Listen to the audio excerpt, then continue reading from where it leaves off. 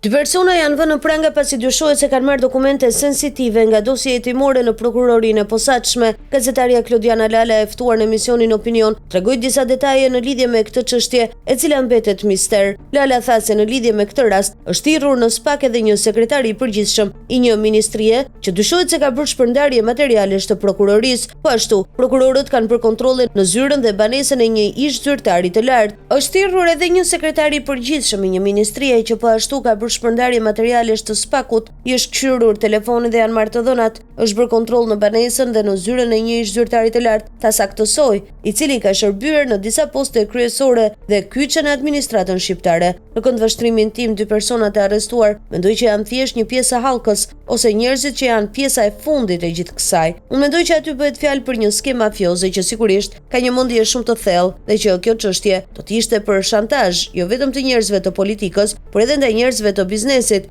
Sigurisht që ndaj atyre materialeve mund të përdoreshin për gjovënie, shantazh në prag të fushatës zgjedhore, mund të përdoreshin për të dëmtuar reputacionin e SPAK, për dëmtuar prokuror të caktuar, tha Lala ndër të tjera.